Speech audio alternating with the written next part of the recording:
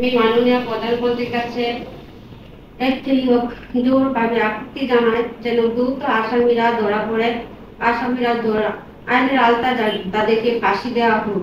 এতটুকুই আমার মাননীয় প্রধানমন্ত্রীর কাছে চাওয়া। নারায়ণগঞ্জের আলোচিত মনিরুজ্জামান মনু হত্যাকাণ্ডে জড়িতদের অবিলম্বে গ্রেপ্তার ও তাদের শাস্তি নিশ্চিত করার দাবি জানিয়েছে নিহতের পরিবার।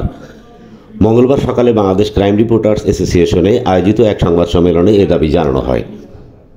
লিখিত বক্তব্যে নিহতের স্ত্রী সাবিনা ইয়াসমিন জানান, জমি সংক্রান্ত বিরোধের জেরে স্থানীয় সন্ত্রাসীরা গত 7 জুন তার স্বামীকে প্রকাশ্যে পিটিয়ে এবং কুপিয়ে হত্যা করে।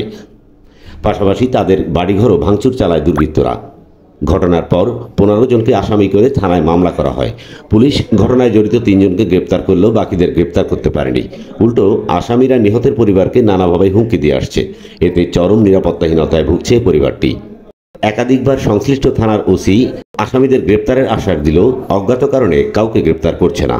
এই হত্যাকাণ্ডের আসামিরা হলো মনির, মিঠু, টিটু, ফারুক, মোফাজ্জল, নুরু, কাউসার, নাইম, ফরহাদ, ফয়সাল, রায়হান, নুরুল, মোজাম্মেল, ইউনুস ও জনি।